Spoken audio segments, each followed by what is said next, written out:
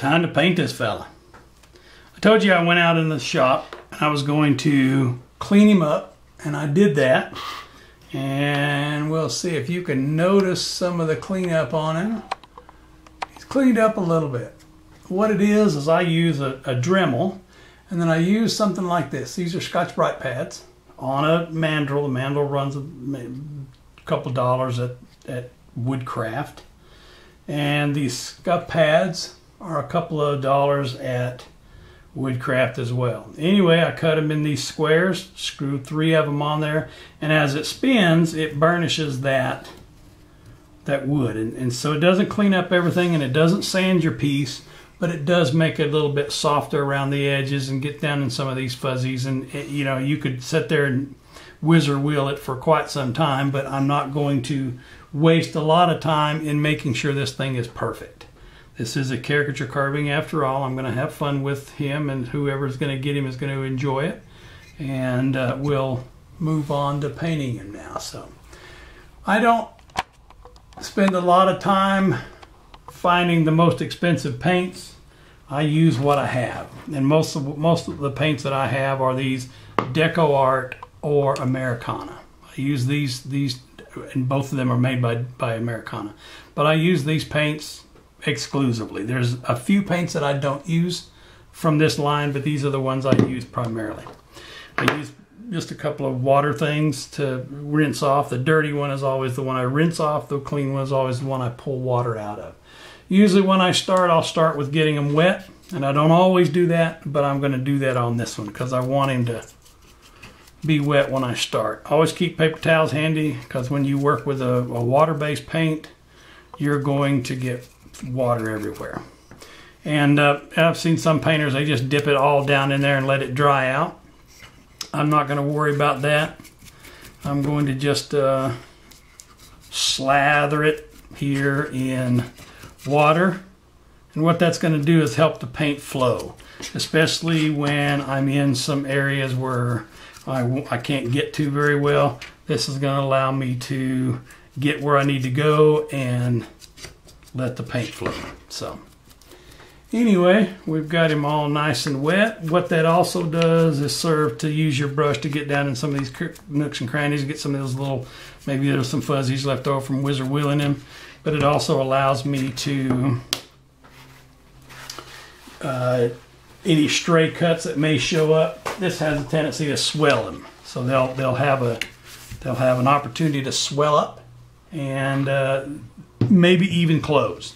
And if you get enough paint in there and then you seal it, you might not ever see that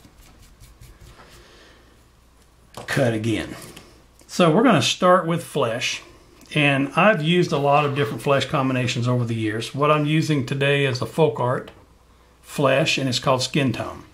I don't have a lot of flesh. I got the hand and the face, so I don't need a whole lot. My paints are always fairly watered down. I don't add a lot of paint in the well, and that's probably about 10 times as much paint as I need. But that's what I got, and we'll put a little bit of tomato red right next to it. Tomato red is just to add color and contrast. A lot of times I won't use much tomato red, but what I will do is use a drop in the original color, and then after it's painted, let that set for a minute, wash it over with water, and then put a little bit of just a drop of that tomato red in there. So you can see how much water I use in comparison to the type of paint. I don't use a lot of paint, and I use a lot of water to go with it. So I don't have a particular bent on whether I use a square brush, round brush, whatever, but I just use sometimes whatever I can reach for. Whatever's there, whatever's closest to hand.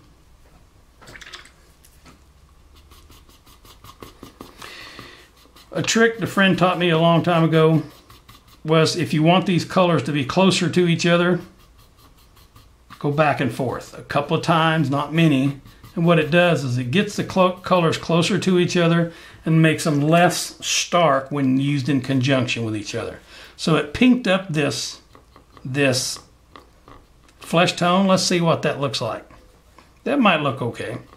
especially since we're really watered down. We're using it on a light colored wood. And by the time we water that wood down and then use it on a light colored wood, a lot of the color is going to fade anyway. And he looks like it might fade away. With what we do in caricature carving in terms of coloring hands and coloring faces, a lot of times by the time you're done, the color is a little bit muted. A lot of us use a antiquing method that adds a little bit of wax to it, and so that wax has a tendency to mute the colors. I see a saw mark there that I don't like, and I'm going to take it off. Again, I don't worry about every detail, but there's some details I get a little bit anal about. Anyway, by the time we get done with painting this guy, and then we add a sealer and we add an antiquer, sometimes this pink is going to be so muted when we're done that it's not very pink at all.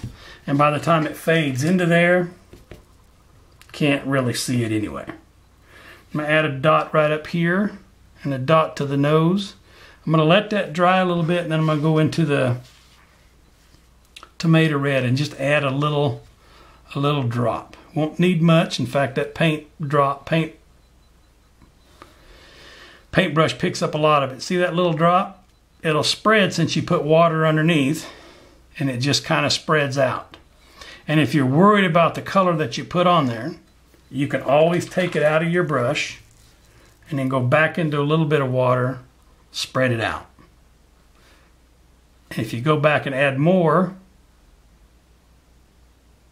now he looks like he's been hiking in the sun quite a bit.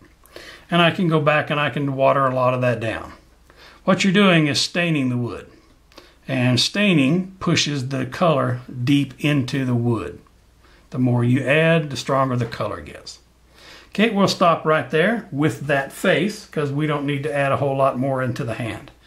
Next thing I want to do is start at the bottom. I have not decided what color I'm going to use on the base of the carving, but we can have a lot of fun with that. I'm going to get some burnt umber. Burnt umber from Americana. And it's a good color because I'm going to use it in a couple of different spots. And so I'm going to give myself a goodly amount there. Put some water in there. Mix it up. And if you want it stronger, you can certainly make it as strong as you want to. I'm going to use this for the base because I just want to color that base in. I'm not going to bother about coloring the back of this. Having a hard time hanging on to that thing today. I'm not going to bother coloring or painting the back of this carving. It's going to show my signature and the date that I created it. May even show an inscription if it's meant to be for somebody particular. And so I don't put anything on the back. I don't generally do much more than run it through the sander when I'm done cutting it out on the bandsaw and making sure that it's flat enough so that I can do what I need to on the back in terms of signing it. Okay, so I'm going to do that, and I'm going to use that exact same color for the stick. And on the stick, a little bit later, I'll add a few more colors to indicate the impression that it's not just one solid painted stick. Sometimes I'll add black, sometimes it'll be a lighter color. But what we're trying to make sure is that it looks like a natural stick you picked up out of the woods. You don't want it to be something perfectly you got out of the closet because it's something that used to be a closet rod. You want to make sure it looks like a hiking stick. If you're like me, everybody's particular about their hiking stick, whether they use the telescoping ones or whether they use an actual stick from the woods. Everybody's particular about their hiking stick. Okay, we've got the base and the hiking stick done. One of the things I like to do to speed up my painting is to use a hairbrush. Now the problem with using a hairbrush, especially if you're doing training videos, is that the noise can be overwhelming. So anytime I'm going to use my hair dryer to dry my carving, I'll let you know so that you can turn the sound down. I'll let you know. You'll see it come up.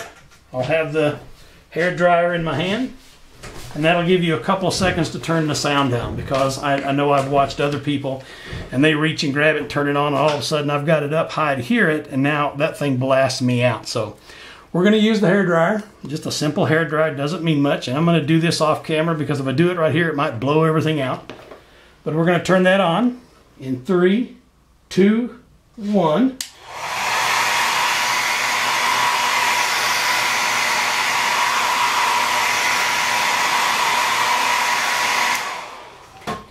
The problem you run into in using a hairdryer is originally you put water on this carving so that it'll flow the paint. Every time you hit it with a hairdryer, it dries it out a little bit more. So if you're working in an area where you want the paint to flow, water it again. Put more water back on it so that you can get down to it. Okay, so we're at 11 minutes. I'll pause there. We'll catch it on the next video. See ya. Stay tuned.